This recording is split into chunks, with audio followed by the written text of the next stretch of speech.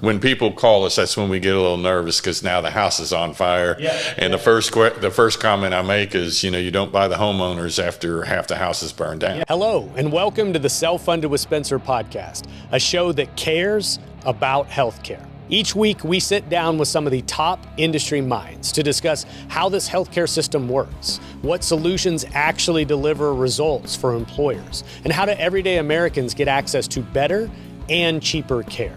So whether this is your first day on the job, or you're a grizzled industry veteran, or if you even randomly stumbled upon this podcast, I promise you that this show is full of information to help you understand this crazy world we call U.S. healthcare. So thanks for tuning in to the Self-Funded with Spencer podcast. Let's go make healthcare better together. I'm here with Robby Kerr, not Kerr, right? And Guy Finley. How you guys doing?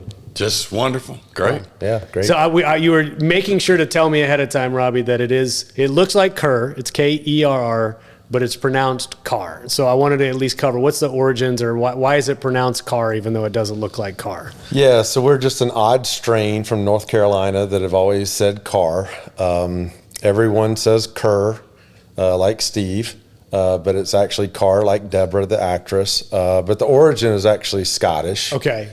And it is really like the American word care. Care. Okay. C-A-R-E, care. You kind of do a little care like that. They Exactly. do the Scottish guy. Yeah. Do you have a kilt? Can I ask you? I do not have a kilt. I don't know how connected you were to your Scottish roots, but I appreciate you guys coming on real quick. I mean, we're covering, I think, fully insured, transplant. We won't call them carve-outs right anymore. We're not going to call them carve-outs. But also, obviously, stop-loss as a whole with Tokyo Marine HCC. I think it's going to be a really interesting conversation because this is a subject I've never actually featured. But I think it dovetails very interestingly with the stop-loss market I know. And so hopefully we'll weave that throughout today's conversation. But I appreciate you guys both coming on. I think if we could, we'll get a little background first. Guy, I'll start with you. A little bio of who you are, your work history, career, things like that, so folks get to know you. I'm a native Texan, so that makes me unusual in Dallas, since probably 60% of Dallas is not from Dallas. Yeah. So what part of Texas did you grow up in? Actually in Carrollton. Okay. Yeah. And then ended up in University Park, because the Highland Park people like to say he's in University Park. Graduated from, and I played the saxophone. And I tried to find a college I wanted to go to, and I got a scholarship on the saxophone at TCU. No kidding. Okay. So I got to wear my purple jacket and my white pants and my captain's cap, but we got to go everywhere. And so, does any video exist of Guy Finley playing the saxophone? No. Okay. Well, there was one, but I think I did away with it.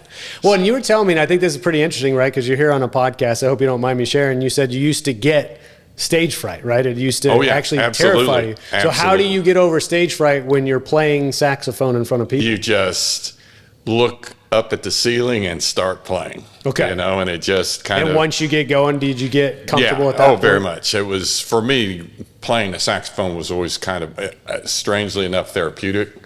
And it was, if you could say your happy place, that's where I was. And I really enjoyed it. Do you ever play externally anymore, or is it just something you just do for yourself? I had to quit just because I had chewed up my bottom lip so much, which they said that was probably due to an incorrect embouchure, or whatever they call it. I don't even know what that means. Yeah. What is it? It's the way you blow on the mouthpiece. So, okay. But I bet you probably made some pretty cool notes. We did. Well, I love that, and we'll get into it. We'll flash forward in a moment into your career in insurance. I would love to hear some background. But Robby, let's go ahead and get to a little bit of your personal and career background as well. Yeah. So as I mentioned, I North Carolinian originally, moved to Georgia when I was 16. Okay. Got an offer to work at a third-party administrator when I was in college. One of my best friends' father owned one. I was so excited to not have to go look for a job. So I said, let's do it. I was an accounting major. So I got into their accounting department, kind of worked my way through, spent 21 years at the TPA, and then left the TPA, went to AIG, was only there for 11 months before Tokyo Marine acquired us. Were you in the stop loss division at AIG or no? I was actually hired to be the national sales director on the organ transplant product. Okay. So I wouldn't have been working in stop loss, but I would have been working with our stop loss team because it was under that umbrella. Did you have any idea that acquisition was coming prior to transitioning to AIG? Or Definitely not. Any rumors? Okay. But I'll be honest, couldn't be more thrilled Sure. the way it worked out, because I always had HCC at the time in high regard and would have loved to have worked there. Just it was on the wrong side of town. Still is, frankly. Still is, yeah. But 50-something miles away, right? But I'm making that trek, and honestly, I love it. True Yeah, dedication. and I got to ask you though, because you said you got your first job and you spent 22 years at a TPA. Did you have any idea what a TPA was coming out of college? Not a clue. Okay. Not a clue. Did you enjoy that world? I mean, obviously you did 2 decades in that space. Did you ever think you were going to leave it? Not really. I mean, it was very fulfilling for a long time, but it did ultimately get a little stale, and as such, I got stale with it, and I needed a different look on my day. Yeah. And so that's when I decided to make the move. Yeah, I was in the same boat as you. Not my very first job, but my second job, which was at Benefit Mall. I didn't know what Benefit Mall did. I didn't know what a general agent was, but I did know my friend's dad happened to work there, and I saw an open position online, and I said, hey, I don't need any favors, but could you at least maybe see if I could get an interview? Right. And fortunately, everything worked out. But I didn't need to know much other than that it paid a little bit more than I was making, and I was leaving a job at Liberty Mutual as a claims adjuster, right. And I knew I didn't want to argue with lawyers about slip and falls and trucking claims for the rest of my life. And so, great first job, but I definitely didn't want to spend my career doing that. Yeah. What about your career, though, real quick? I know you were at AIG prior to Tokyo Marine, but give us the full gamut. Sure about that. Yeah. So it was so long ago, as what usually happens, I got into the insurance industry by mistake. Yes. Yep. Out of necessity, even though my father, I'd grown up an insurance brat, and he was always involved in health insurance. My first job was selling mobile home insurance, and I knew that's not what I wanted to do long term, especially after it had been a major hailstorm and we had to get yelled at because we didn't and we didn't replace their mobile homes. So I got a call from a couple of guys that ran their own agency in Dallas and got involved in health insurance. Okay. And it was a GA, and they had a novel concept they wanted me to learn. It was called a preferred provider organization. I'd never heard of it, and it was brand new. Okay. So I got into that, and really I enjoyed it, but like Robby, it began to become stale. And then I got an offer to go to work at AIG selling all kinds of interesting insurance, niche, yes, insurance, travel, accident, youth sports, and all that. Well, then at a certain point, I got an offer to move into the stop loss area, and that actually fascinated me because I'd worked with underwriters. So enjoyed the stop loss, but organ transplant became one of my passions. Well, it's funny you say that, and we'll transition in just a moment into that as a subject. But Guy, you were telling me about organ transplants back when we were both in the stop loss world together, and it often became the topic of conversation. So how did you develop a passion for this project or product in itself? Because it is relatively niche, but it just seemed like you would always be able to properly position it and contextualize it and why it's important. And it did seem like you kind of liked the product. Well, a couple of reasons, probably 3 reasons, but the easiest reason is if I started to talk about stop loss, people said, how low can you go? Yep. So we were done if I didn't go low enough. But then I'd bring up more, the organ transplant insurance, and people started staring at me. What did you say? Mm-hmm. And I said, it's organ transplant. This is where we, help insure people that have to get transplanted. And that was so different that they just really were fascinated by it. Not always enough to buy it, but they were fascinated by it. Sure. And I think the other reason is that I just could see how that immediately could impact and save people's lives where it was possible. Yeah. So it was something that I really enjoyed because of those reasons. Well, yeah, I would say I'm glad you brought up the human element as well, and I think we'll certainly touch on how that's possible. But Robby, I guess I'll go back to you as your chief product officer now, and we were kind of going over what that means, right? I told you how I have to explain to everybody what my title is at Pareto and what that means, but what is falling under your purview nowadays that you're the chief product officer at Tokyo Marine? Yeah, it's a great new role that I'm very thankful that Jay Ritchie created. I'm operationally minded in what I do, and have tried to work inside our operation to help with the communication and the efficiency and just bridging all of the various groups together. So in large part, it's got some operational pieces to it. So I'm able to work with all of the departments inside the company. I'll be spending some more time outside talking to producers and what they might think is maybe deficient, what their needs are, just trying to listen. I mean, at the size that we are now. What is the block these days? Our block is 2.4 billion. 2.4 billion. As we head into 1/1, we recently launched into some new products as well, and acquired a company. So there's different things that are kind of bolt-ons that are not traditional stop loss. And I've always been the guy for the last 8 years at HCC that kind of didn't grow up in underwriting. So when something came that was unique, hey, we'll let Robby kind of play in that space.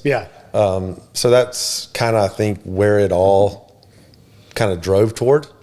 And I'm super excited. I think it's going to be a lot of fun. Well, I'm excited to see the innovation that's coming out. I know you guys just celebrated your 50th anniversary. Is that correct? It was on the when I reviewed, we were talking over coffee, I reviewed your 2024 market report, and right there on the cover page was that it was the 50th anniversary. So did they do anything big to celebrate that half century mark? Yeah, we've done things throughout the year. I mean, we did have the actual day of celebration, but we spent the entire year celebrating and making sure it's on our emails and connected in every which way. But, of course, then we'll turn around next year and we'll have to take all that off. Right? Because it'll be 51, It'll be 51 and nobody cares. We had to put it on all our signatures. That's like tomorrow my birthday is, I'll be 42. And it's like, nobody cares that you're 42. Like, that's not a milestone. It's just a random age that I happen to be turning. Well, maybe I'll celebrate the big 50 here in a few years. But Guy, let's dig into the fully insured product. What is the best way to actually call it? Because I feel like you guys are moving away from the notion of a carve out. So what's the best title for this? Well, I mean, obviously it's fully insured organ transplant. That we tell people that because they keep asking me what's the deductible, how large of a spec. It's fully insured first dollar, but we like to really tell people it is a risk mitigator. It is a way to, first of all, remove the burden or the financial impact of the transplant off the stop loss and shift it over to the transplant product to us. And people don't realize the scope and how large the transplant claims have gone. And in our market report, which you did such a great job with, transplants have now achieved the #1 spot for severity on claims in our $2 billion book. So the size of the claim, not necessarily the frequency, but the size of that claim. Correct. So what's that number roughly equate to on average? Do you recall? So the average transplant has actually, even 4 or 5 years ago, I kept saying 450,000. It's now grown to 700,000. Whoa! Okay. And you have stem cell transplants that are approaching $1 million, and we're talking about paid claims. Not necessarily the billed charge. The billed charges have gone up substantially, even in the last 5 years. Well, are you seeing those claims outpace general inflation in healthcare? Without a doubt. Without a doubt. Okay, and I'm sure we'll dig in a moment of more of the why. But so the fully insured transplant product, we were not going to use the word carve out, I think, because it makes it seem like you're taking something away, right? Or people go, well, what am I losing if I carve this out? But when we dovetail that with stop loss real quick, Robby, when somebody were to add a policy up for transplant, it is a fully insured policy. What would they need to be thinking about in their stop loss policy to ensure there's no gaps of coverage or they're not losing anything in terms of coverage? What's your recommendation there? Yeah, it's real important to us that we provide them what we consider to be additive language for their plan document. It's about half a page. We tell everyone, do not take anything out of your plan document. Do not let your stop loss carrier exclude transplants from the policy, because there are still going to be some situations and some events inside that episode of care that are going to be stop loss related. Right. So we want the two to work together. And our policy, we should mention, I think everyone knows this, but it's important, is it's a standalone. So it is not connected to Tokyo Marine HCC stop loss. Only so it could be sold even if they had another stop loss carrier. In fact, almost all of them are. Like, interesting. Less than 10% of our policies on OT have our stop loss policy.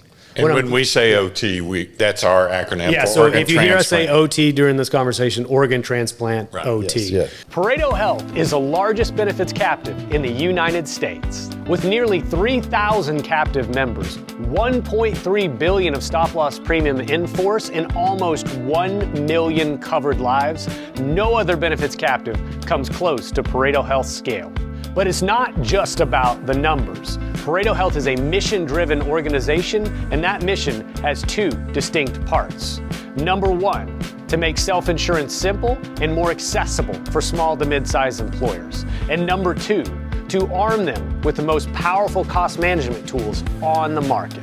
So if you're an employer frustrated with your healthcare outcomes, or you're a benefits consultant looking for an alternative to the status quo, it's time to consider Pareto Health. Pareto Health, where employers come to do self-insurance right, to do it easily, and to do it at scale. Well, and I was telling you when I was at PlanSide and they brought me in to sort of build the framework of like the stop loss procurement piece and the self-funded, bundling and unbundling self-funding and all those moving parts, we included a line item. Because my thesis is that if you didn't at least show organ transplant as a line item, people were unaware that they even need to have a consideration around that. And then we wanted to show, is this included or is this covered or not covered, and is there actual an exclusion on the stop loss policy as a result of that? So you sort of trained me to think along those lines, and I think it still shows up in the platform today. But I'm glad you mentioned, Robby, about the stop loss, before we go back to this, the stop loss policy itself, because I was trained and I've seen where you'll get a decrement to your stop loss premium if you do exclude the fully insured transplant, or exclude the transplant coverage because you have a separate product. And the thought process is, oh, okay, there's less risk for the carrier, let's give a little reduction in premium.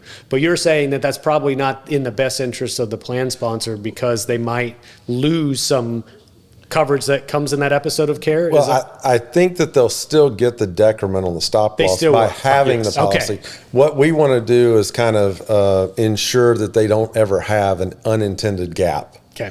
Right? So there are going to be certain things, again, in that episode of care that is basically bringing someone to be well enough to transplant. Easy examples are dialysis and VADs. Chemotherapy would probably be a third. Those are not covered under the organ transplant policy. So we don't want there to be any language or any misconception that those could be part of it and therefore excluded from the underlying medical plan. I see.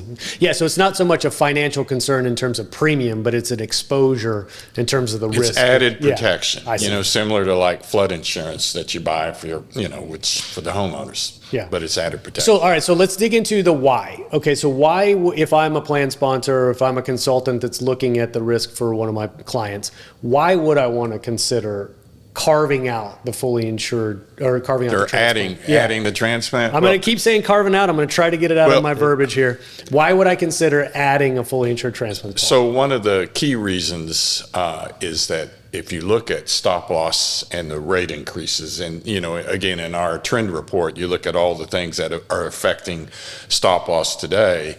25% of stop loss rate increases are due to diagnoses that could lead to a transplant, such as multiple myeloma, certain types of leukemia, cardiomyopathy, end-stage renal disease. These, and once a carrier sees those, and those usually happen right in the middle of the plan year, and they tend to go over at least 2 renewal periods. They can add to a substantial rate increase. This will help take that element or that impact out of the rate increase consideration. Well, I heard you stress diagnosis because it doesn't actually have to be a transplant as imminent. It's just a diagnosis that may eventually lead to a transplant. Right. And so you'll see, the nurses do a review and they'll say potential for transplant.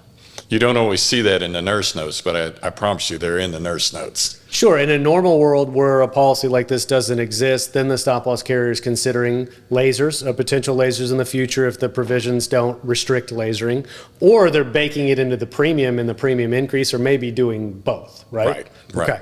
So what type of employer then is a good profile for this? So not just the risk profile itself, but maybe the size of employer, risk tolerance, things like that. Who would be a good consideration for it? Well, first and foremost, I would say anyone coming out of fully insured insured moving into self-funding for the first time. And this is, sometimes that's a big enough pill to swallow, but either in the first or second year, it should be a strong consideration, and groups moving into captives, because that is one of the first claims that can really just have a substantial impact on the captive layer itself. Sure.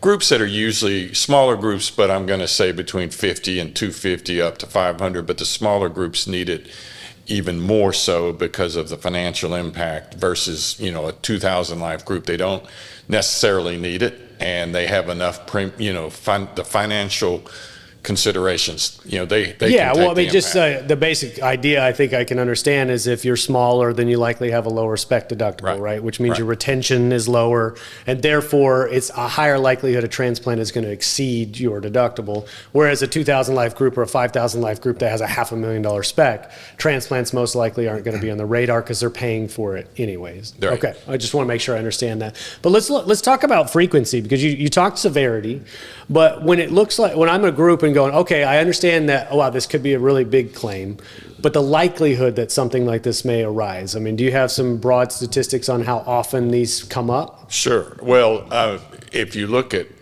groups that are approaching 200 and above, there's more than a 50% chance they're going to have either for sure the diagnosis within 5 years, or they'll actually have the transplant within 5 years. So Okay. that's a pretty high stat. I mean, when you get closer to 500 employees, it's almost a 90% chance they're going to have Within a 5-year period of time? within a 5 year. Well, that kind of jives with the notion that 1 in 5, 1 in 6 years, you're going to have your quote unquote bad year of being self-funded. Obviously, transplants could be a big driver of that. So then it comes down to an evaluation, and it's not just a financial evaluation, but it is part of the equation, right? Because I'm self-funded. Part of the reason I'm going self-funded is I don't want to overpay in fixed costs. I don't want to have guaranteed costs that fully insured allows for or forces me into. So then now I'm looking at adding a fully insured policy back. So I just need to do a little bit of the math, right? A little of the analysis of the math. So why don't you contextualize? You don't have to give me obviously specific pricing, but contextualize that equation in my mind and for the audience as well. Or is that a Robby question? Well, Well, we're going to play I'll go off all it. math over to We're Robby. playing. He's the math I'm brain. a math guy. No, it's a time value of money is Okay. what it boils down to, right? So you're looking at a situation where if you take our average client size and Guy's previous point, 200 lives, and you take what our average policy cost, right? We're looking at maybe $14 on a composite basis, PEPM. PEPM, okay. Right? So that's going to equate out to a little over $33,000 for the year. Okay, clearly that does not cover the cost at all related to a transplant, right? So you're going to pay that for a number of years, right? Let's say you pay that for 10 years. Now you're in for $330,000, right? So that's now approaching the potential laser, or the actual cost that you're going to see. So I view this all as a time value, Okay. right?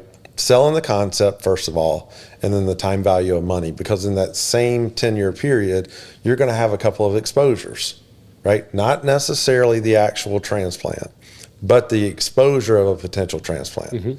And when that hits, that's going to be catastrophic. That's going to be far more than that $330,000 in this example that you've paid out. Yeah.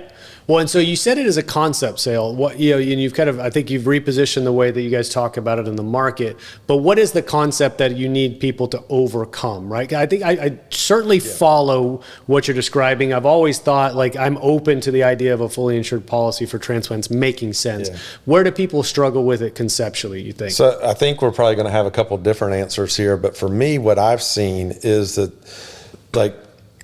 the concept that they've never had a transplant and why they would buy this insurance, right? That's something that you have to overcome. Sure. The other is that a lot of people think that this should be a dollar for dollar swap. I'm taking it out of my stop loss policy. I'm putting it in this fully insured policy. Why are the dollars not the same?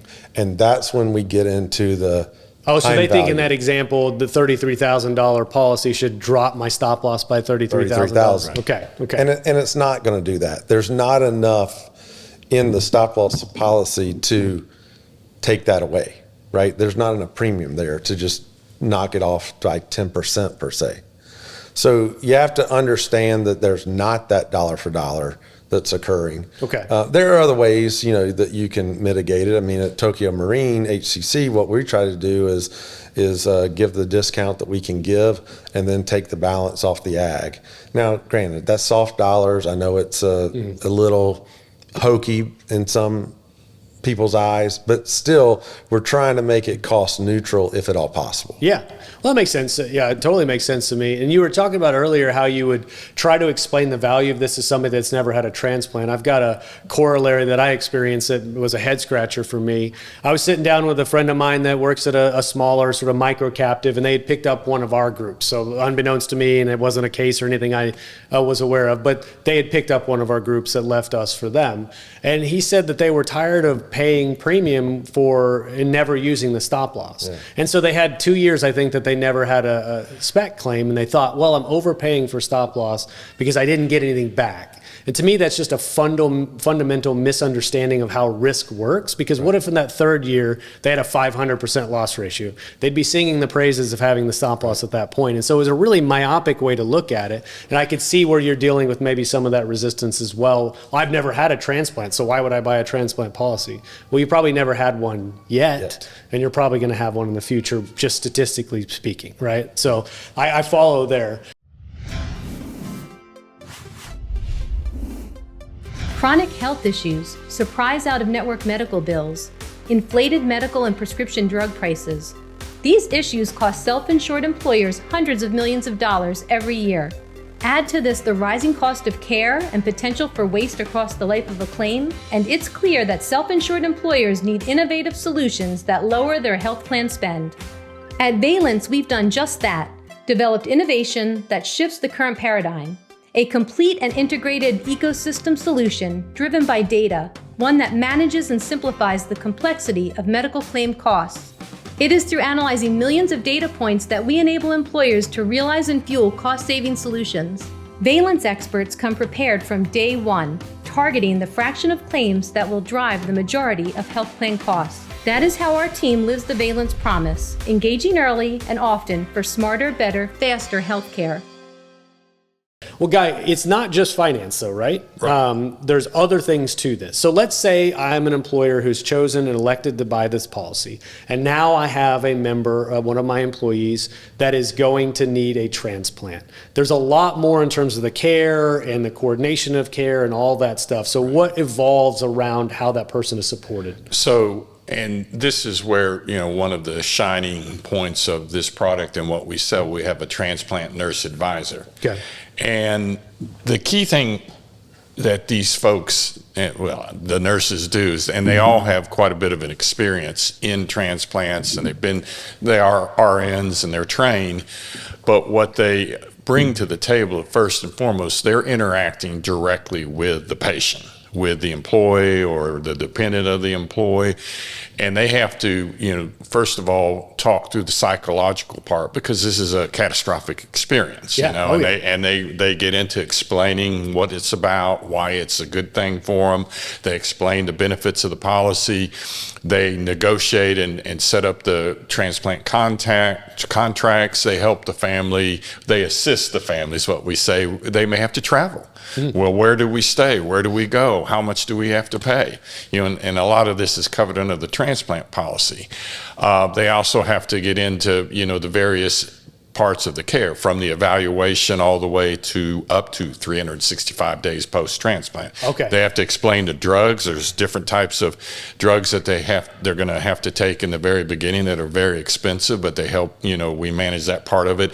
And I think the key thing here is that this is a very, again, a catastrophic experience, and it's not something that the employer or even the TPAs are necessarily, all experts in. Yeah, and sure. What they do is they bring an efficiency, and they bring a lot of what we call care management into the picture, but they help manage the whole process from beginning to end so that it's seamless, it's efficient, And well, I can imagine just the trauma of an experience in and of itself, and not just the physical trauma, but, oh, I need a liver transplant or I need a kidney transplant. I'm sure people are thinking about mortality quite a bit, and am I going to make it? Am I going to survive? What's my quality of life going to be like afterwards? And so just the traumatic experience in of itself, and then you have to think that extends to family too, right? It's like, who's taking care of that individual at home? How is this affecting the children that are witnessing this? So I would imagine some reassurance and guidance goes a really long way in a situation. A lot of conversations with family members, not just the patient.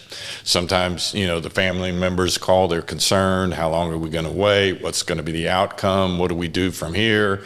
Do we need to make any changes in our house, to help this person? So yes. Yeah. I want to give Guy a lot of credit in this because, we it seems like we talk about finances in every insurance transaction, whether it's stop loss or organ transplant or whatever, everything's about the money.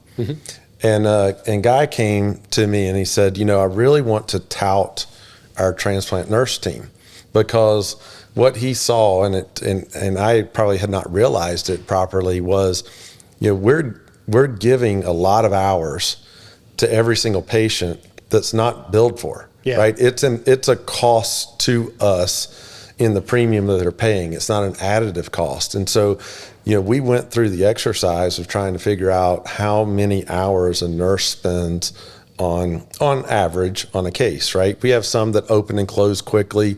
We have some that are complicated, right? But putting that aside, we valued it out to be, if you did like a stock rate of maybe $175 to $200 an hour for their services, that they were going to spend, the client would spend another $13,000 to $16,000 in case management under their stop loss policy for these patients. Wow. Okay. Minimal. It's probably more. Yeah, it's probably more. And so that became let's put a little bit of compassion coupled with a little bit of math on it and say, look, you're only paying $33,000 for your premium, but if you have one of these events, this much of it's going to occur, right, just in the care that nurse is providing. Yeah.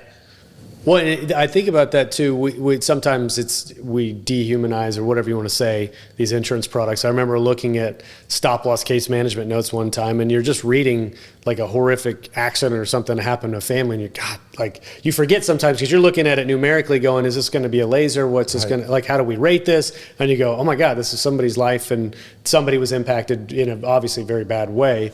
But I think about the human side when we talk. We mentioned Interlink earlier over coffee. Cancer Care is a product in our ecosystem. We often tell the story about what is Cancer Care. Well, we'll tell a story about a situation where they helped with a second opinion. It's that human element in a situation that's really dire for these human beings. That's what connects with other people that are listening to it. And I'm sure this is no different for you guys. Yeah, we actually got invited to speak at one of our producers' conferences. I think it was right before COVID.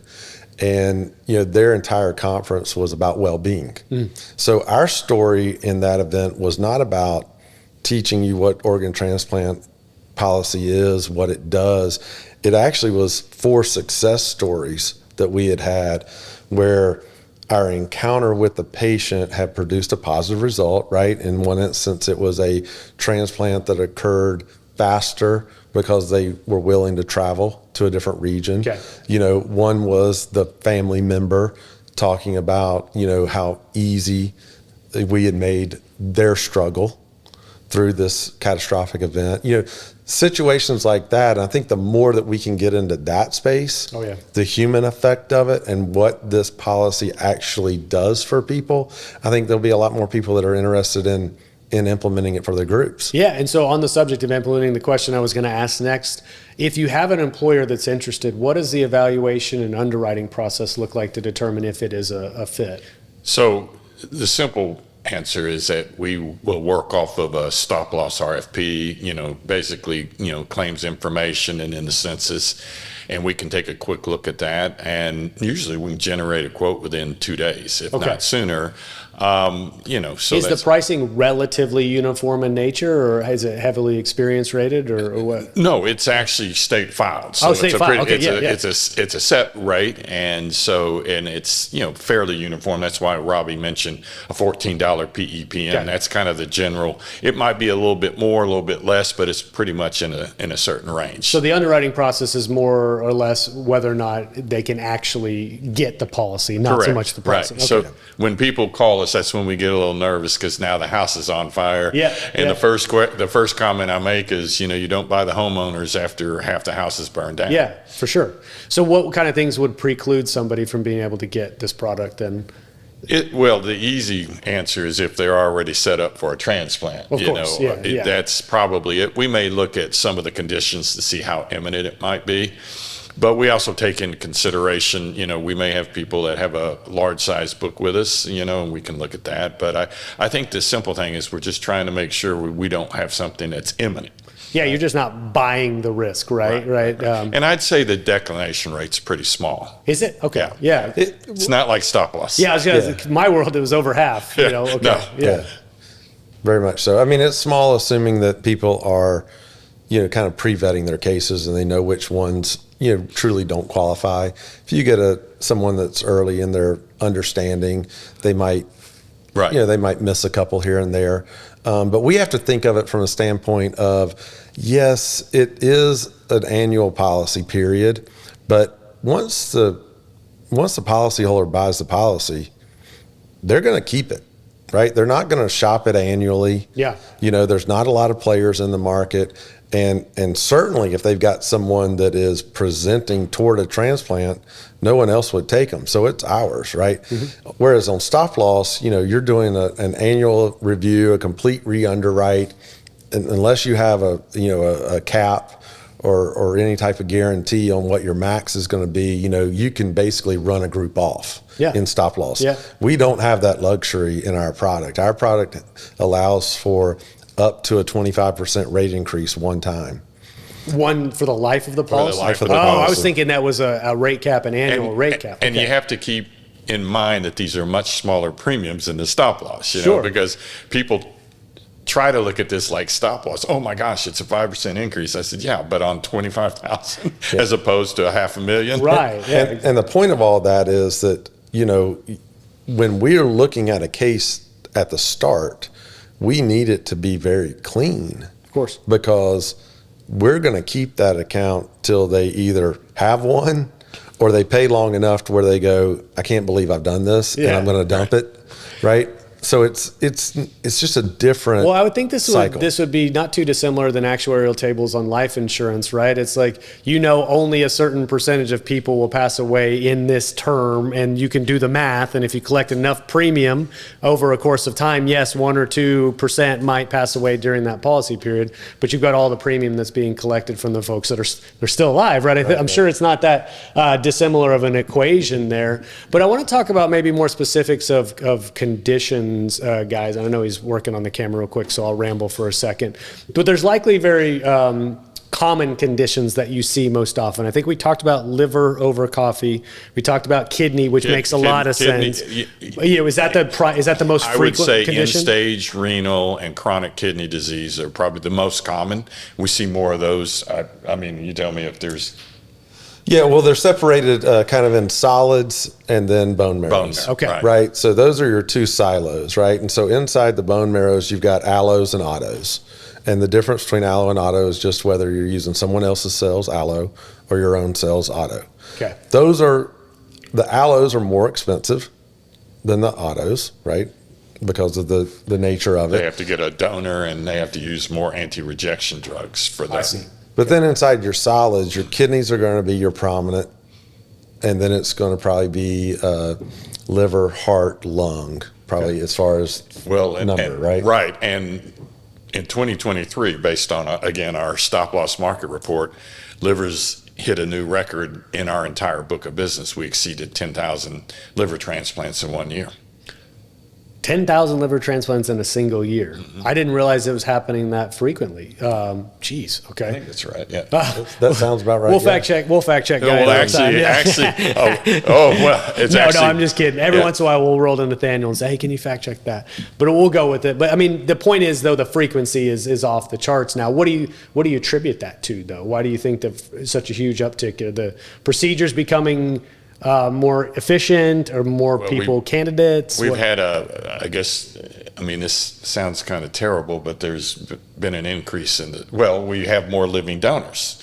For livers, you can take part of the liver and it'll regenerate, and kidneys, definitely more living donors. And a lot of this is due to education through UNOS, which is the United National Organ Sharing Organization. They've done a great job, and we probably have helped a little bit with that as well, making people aware, and our transplant nurse advisors talk to people about this.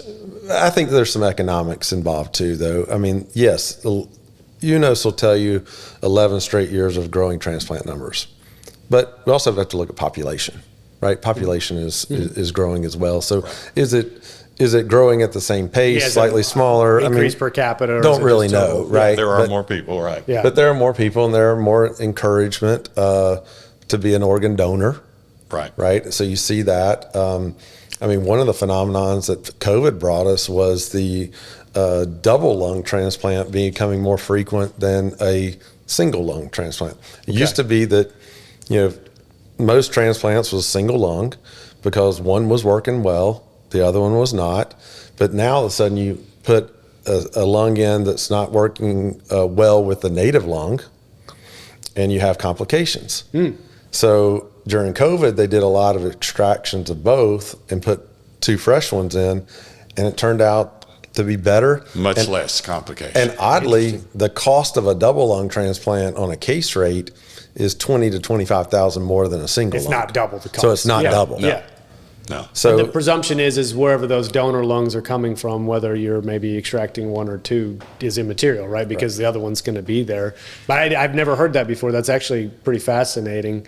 So are we seeing improvement in overall quality of life and the rejection rate going down, you said? And on our book, and again, we're seeing 50 to 60 transplants a year on the fully insured book. Okay. Right. So I can't tell you that that's a statistically valid number to apply across the nation, but that's the question I asked our nurse team is, are we seeing better results on doubles than we used to see on singles? And I think every single nurse would say yes. Would say yes. Okay. Yeah, by and large, right? There's going to be a unique one here and there that it just goes off the rails. Okay. But that was always going to exist anyway.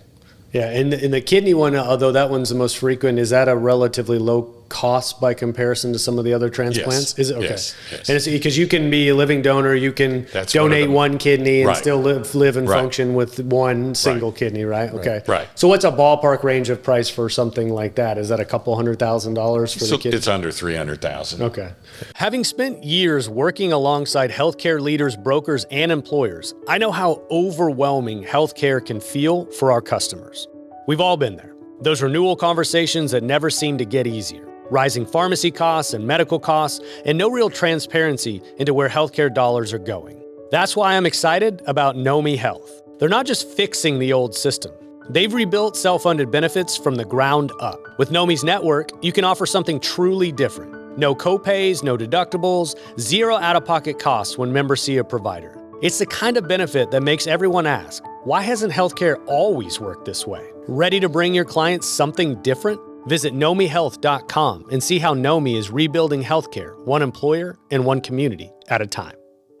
I want to go to, though, you said CAR T therapy now is a new space that people presume, right, that it's covered under a transplant policy. And is that technically the case? Let's talk about the nuance that comes with that. Maybe even if you want to just say what CAR T therapy is in case somebody doesn't know as well. Yeah, so, CAR T therapy is essentially you're taking cells out and you're putting, for lack of a better, you're putting like a backpack on those cells, right? And then you're re-entering them, and then those cells that are re-entered in the body use what's in their backpack to attack the bad cells, right? So that's what a CAR T therapy kind of is doing in a real basic What type of pictorial conditions level. would these be treating? So this is by and large people that are heading toward a bone marrow transplant, right? Okay. So what has occurred is that as cell and gene therapy is ramped up, you're seeing a lot of the cell therapies that were initially presented and approved be CAR T related. Now, we would get questions all the time. Hey, my patient's going in, or my policyholder's got a patient that's going in for a CAR T. Is that covered under your organ transplant policy? That answer is no. By definition, it's a therapy, just like a chemotherapy, right? So it was not a transplant, but they're adjacent. We would see that a lot. So we actually began to think about adding CAR T to our organ transplant policy. Okay. We thought it would be, an excellent additional feature. It would maybe change us from our limited competition in this space. But I spent a decent amount of time looking at cell and gene therapies, and we've seen of these 6 CAR Ts that have been approved, all of them have been approved a second time, some a third, and one a fourth time. And what those additional approvals do is it moves them higher in line, meaning that they can be used for that patient sooner. Right, rather than going through multiple modalities or other therapies first. Correct. Okay, so it's bumping up the line in terms of when that actually is deployed versus some other less invasive. Right. Okay, I follow. So what that did is it actually made us back out of incorporating. Because the risk exposure was too great? Yeah. That was our present thought, is that maybe this is not the right time. We thought it was going to be great, but when it was going to bring far more exposure versus what the potential premium that we could gain, we decided to kind of sit tight for a little while.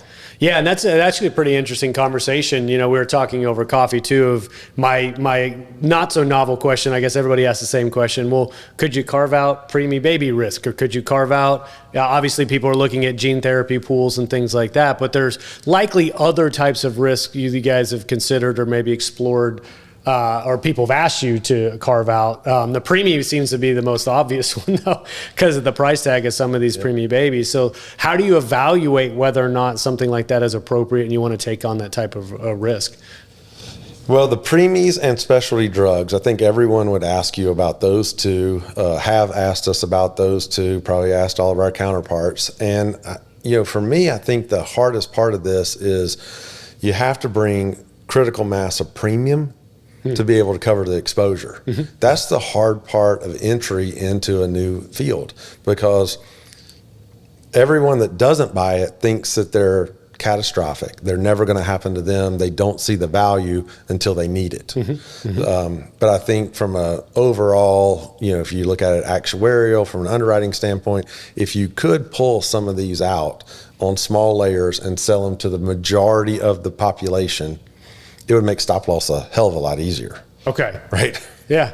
But then you start to going down a rabbit hole of like, can we carve this out and can we carve this out? And then it somewhat undermines the notion of what stop loss is there for as well. I mean, I think about our captive at Pareto and having a really large pool to spread the risk across, and then our stop loss contract allows us to absorb those things. And so we might make the argument it's really not necessary to carve out because that's the purpose of the captive, right? So different schools of thought, obviously different circumstances as well. And so when would that end, I guess, is a theoretical question that I'd have for you. I couldn't agree more with that. I mean, and that's the conversation we're having internally on potential product development in gene therapy right now. Is like, sounds like a great idea, right? There's a lot of people coming to us talking about that, but currently for our book of business, it makes sense to self-fund. Now, our book of business is a lot larger. $2.4 billion, right? Yeah. That's totally different than the MGU that's got a $100 million block. Yeah. Yeah, and so if you don't get to that critical mass, then you have to get creative in order to hopefully get there or to sustain yourself. That's the counter argument we might have sometimes with folks looking at other captives, is simply, well, how big is it? Could it absorb this type of risk if it did hit? And we know it's probably going to hit at some point. And so therefore, what would you do, or are you protected against that? Can we shift a little gears into stop loss, or is there anything, maybe, Guy, I guess I want to ask you before we move on, what have we not covered that's really important for the folks to understand about about these things? Because this is the very first time we featured this as a subject. I think the key thing we've done is to make people aware that it exists. And we're one of the leaders, if not the leader, but one of the leaders in this. And there's not very many of us that do it, because I always get the comments when someone picks up on a BOR, I've never heard of this before. And it happens a lot more than you'd think. So our job is never done. So I think the key thing we've done today is make people aware that it's there. We've given you the financial reasons. Again, it's a risk mitigator to help, take that impact out of the stop loss policy. And then we have, transplant nurse advisors who make this an efficient, seamless process.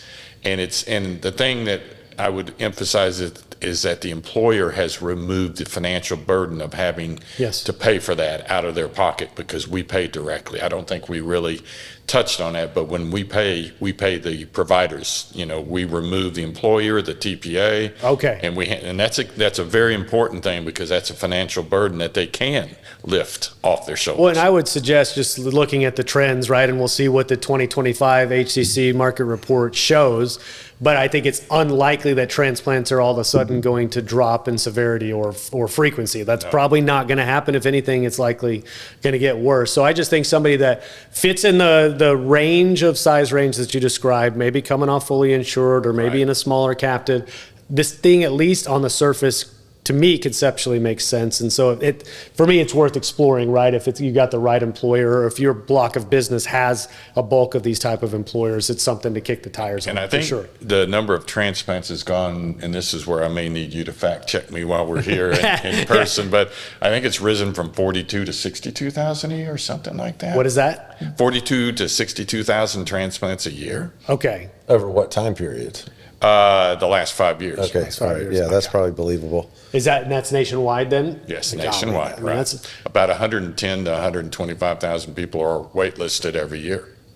How many? 110 to 125,000. So waitlisted, right? So they're waiting on some sort of donor. Right. Well, this is more of a kind of futuristic question, but do you guys consider are you looking at the possibility of organs being grown, right? I think I've seen a bladder created before out of some, are we going to get to the point you think this is just a speculation? That's a cheap product officer. Are we going to be growing, is HCC going to be growing livers in the lab? I don't think we're going to have an organ farm.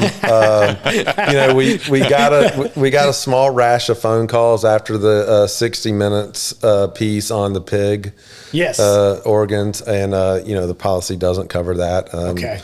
So is that too experimental in nature then, or what would that be considered? Okay. But we are always looking at what's happening in the market, right? I mean, we're not making annual adjustments to the policy filing because that's just too much of a lift. But we and our counterparts that are in this space are constantly reviewing what becomes the norm, and I think it will always have what's the norm and the standard of practice, be what's covered under the policy.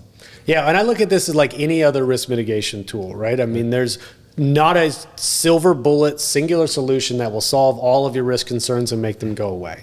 So what you're trying to do is, based on your risk tolerance and your risk profile, is doing the best you can to manage the known and unknown risk that exists in your plan and mitigate that to as big a degree as possible. But other than that, none of us has a magic wand that can make any of this go away. And so you have to protect yourself, just like any other type of insurance that you buy. And so yes, there's trade-offs, but you have to evaluate which one of those trade-offs is most appropriate for you. That's how I would summarize that. I will be remiss though if we can't talk stop loss for at least 10 minutes with the. We can talk about stop loss. You guys are you second biggest stop loss carrier in the world? Always you and Sun Life for neck and neck. Who knows? But I view you guys as absolute equals in terms of scale. It's sort of unmatched in the marketplace, but it does seem like you two are always toe to toe. We're bouncing as far as what we consider to be traditional carriers, right? So a non-BUCA carrier. Yeah. We are kind of bouncing between 1 and 2 with Sun. Yeah. What are you seeing in the marketplace, though? We always talk about, is it a hard market? Is it a softening market? Is it a really hard market? Like, what are you envisioning and what are you preparing for in Q4? Yeah, so what I've decided to use as we enter into 1/1 is I'm using the word stabilize. Okay. I think the market is stabilizing. Okay, so I don't like to use hardening because that's historically what it's either hard or soft. Yeah. I think it's more stable. as we head into January. Okay. So that stability makes it more predictable from a rate action perspective, or what's stabilizing? I think we're going to see less stupid, if I'm being honest. Right? Fair, yeah. There's still going to be some of that out there, but I think everyone is experiencing losses to the point where they need a rate action, right? And if most are needing a rate action, and most are acting responsibly, you're going to see the market stabilize. Yeah. Now, granted, there's been a number of MGUs enter the market. I don't know why or how. Right now, it's tough to be, but yeah. Think about what they're doing. They're probably coming in with private equity behind them. They're going to grow quick into maybe a $30 million number, and then look to sell. Yep. Right. So that's going to impact the stabilization, because that will destabilize it. But I think by and large, if you're looking at who you play with predominantly, stabilization is the word for me. Well, and that becomes really the real evaluation in my mind, but in the marketplace's mind, is you get a sense that stop loss is really heavily commoditized these days, or people view it as a commodity, which is really unfortunate, right? Because there are real differences between who you partner with. But if you believe, well, I can go to market and I've got one of 25 MGUs that'll quote this and give me a cheaper rate, the answer is you actually are right, and you can get that, but that's a cheaper rate for a 12-month period. That's not a cheaper rate over the long haul. And so I just worry about people that are constantly chasing that lowest rate on the spreadsheet, which you mentioned was part of your career in the stop loss world, and they're not looking at who am I actually partnering with over a long haul, and why am I choosing this entity over another if it's not just the cheapest rate. So you just have to deal with that, right? You have to weather the storm through that. Absolutely. And we've all been in the business long enough to remember the days where if someone had 3 carriers in 3 years, the market would not quote them. Yeah. Right. Yeah. We went away from that, but we're seeing it again. I think some people will potentially implement it if they see the bounce year after year. I mean, it's a good commodity. reason, especially in Q4 when the volume is just insane and you can't get to every case anyways. Why would you want to touch a case like that? Just if you know you're going to lose it after a year, or the demands that you're going to get from them are unreasonable and therefore they'll walk anyways. Why bother? I'm with you on that. Some people are selling the mistake. Yep. And that's unfortunate, but that's the reality.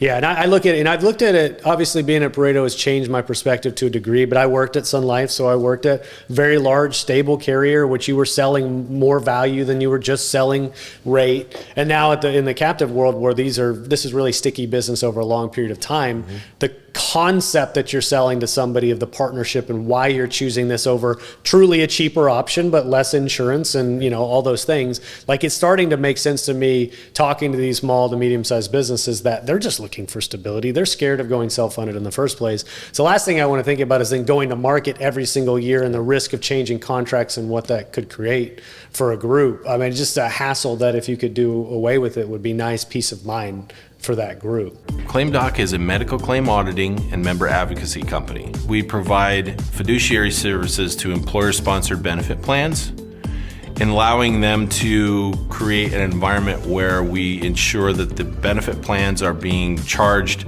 in a fair and reasonable basis. My business is basically people, and it become a real simple transition. We thought it was going to be far more complex. I've saved, we'll say, hundreds of thousands of dollars. I could not say enough about ClaimDoc. But so even though we're stabilizing, obviously there's new entrants into the market. Are you seeing anybody trying to come up with any crazy, innovative, wild product or provision that they're slapping on a contract these days? Or is it still pretty uniform and status quo? I think it's unfortunately still pretty uniform. I mean, this really hasn't changed much in the 50 years that it's existed since ERISA was passed. I think that some of us that are of the larger size, I think we would all like to bring some different things to the market. We just don't know what they are. Yeah. Right. And so, part of what my role is to ask those questions. What do people want? What do they need? We've taken an approach in the last year where we're trying to do some experiments. Okay. Where Jay's been kind enough to say, hey, look, we've got you've got $5 million as an example to kind of do an experiment. We'll see if it works. We won't penalize you. in the region on your loss ratio if it doesn't work. But if it does work, then great. Maybe we can formalize that and try to make it something more, make it something bigger. And I'm sure our counterparts are doing that as well. Yeah, absolutely. Yeah. And I think some of the stuff falls outside of your purview. It's more in the healthcare delivery side of things, right? Whether it's something like a reference-based pricing or somebody's using direct primary care to wrangle in some of the primary care costs. I don't think there's any one singular thing that's going to have what I would say a seismic impact on claims mitigation. But everybody's looking for, like, what is the thing that's going to help us control these costs? It feels like PBM world has got a huge bullseye on it at the moment, thanks in large part to Mark Cuban, but people are at least talking about that as an area where there's likely a lot of pork built into their plans and where there's opportunity for savings just by partnering with a better entity instead. So I guess the things I usually ask gentlemen, we'll kind of push this towards the end. I always ask 2 questions to end a podcast. The first question is, I just want you to weigh in on your perspective. You guys have been in the healthcare and the risk space for a long time in your careers. Where do you think we're heading, right? Do you think in the next few years we'll see any monumental changes to healthcare? Do you think we're entering our way to single payer? I mean, this is really just for you guys to have an opportunity just to weigh your opinion on where you think this is going. You know, it's interesting. I remember when we first got into PPOs, and a lot of people said that's bad, it's not going to go anywhere. And then years later, I'm going into self-funding. I said, please tell me we're still not doing managed care. Yeah. Yes, we are. I think, if you listen, they had a lot of congressmen in talking about how to regulate the price of drugs, but then the drug companies are saying, yeah, but we have to recoup our research. I think ultimately the price transparency is where I hope we go. I do too. And there's a lot of, people, I'm old enough to remember this. I was a kid, but Nixon wanted to have the physicians put their prices on the door, and so that people could see, like a menu almost. Right. Yeah. But you have people like Keith Smith, who's actually did perfected that. this. Yep. And I'm hoping that we're going to see that expand, and I think, again, as a country, we've always been really good at, kind of being entrepreneurs and figure out, and Cuban is an example of that. So I think that we hopefully will see some more price transparency develop over time. I think we can innovate our way out. I think people need to demand more, right? I think that's what it comes down to. And that, to me, demanding more requires awareness in the first place of quote unquote how you might be getting screwed. And if you are aware of that, then you're going to demand something different, right? So however we can create a level of awareness to the average person in the United States that doesn't care about healthcare but should, I think we need to do a better job as an industry of telling the story. What's your response to that question then, Robby? I would agree in large part with Guy. I've got too many years to continue working for us to go to socialize. So we just can't for Robby's do that. sake, please stave off single payer. But last week at SIA, heard some things about dynamic copay models. So I think so we've got direct primary care, we've got RBP, now we've got dynamic copay. I think there's a lot of innovation that can occur to engage consumers better. You couple that with the price transparency, I'm optimistic that the population will engage and try to take more ownership and responsibility of their health care. Yeah. And if we can get to that space, then we can do this. I agree too, and I think they can take responsibility of their health. We still need to empower them to make better decisions by giving them better tools and price transparency and the shoppability and all those things. Because if you want somebody to be a good consumer, well, you have to inform them to make a good decision. You can't just say, go be a good consumer, but you haven't changed anything fundamentally to the system, right? So I am with you there. And that comes down to that empowerment through information. The other question I usually ask, which is a really easy question, is, if you were to sum up the episode, or if there was like a closing thought, if you will, from today's conversation, what would you want to leave the audience thinking about? So Guy, I'll call us for a transplant. Call Guy for a transplant. Email us for email. Don't call Guy. But no, outside of that, obviously, I hope we planted the seed of interest in their minds. But anything that you'd want to say in closing? I've always thought that the transplant sale was a 2-year cycle. Okay. Right. It's the introduction, because people aren't familiar with it, and the education. And then in year 2, you can follow that up with actually probably bringing them on. What I hope occurred today is the first year conversation can be had through this podcast. Yeah. Right. Yeah. And escalate us more quickly into Guy actually selling some stuff. Yeah, no, right? for the first time. For the first time, That's all right? we hope. It's only been a few years. We can only hope. Well, but for what it's worth, I imagine, and Nathaniel does a lot of the kind of review process and the positioning of the podcast, but I'm sure this will be titled something to the effect of organ transplant policy, right? So it's going to be right front and center. People will certainly know what it's about. But I mean, I really appreciate, Guy, you helping coordinate this, and Robby, you obviously traveling in from Atlanta. It's been a lot of fun. This is, again, the very first time I've featured anything like this as a solution. And so I like to constantly look for what's out there, what's innovative, what's the marketplace doing, bring it to the table, and then let listeners decide if it's something for them. So thank you both for lending your time. Thank you for having us. Thank you. Yeah, my pleasure. Thanks, guys.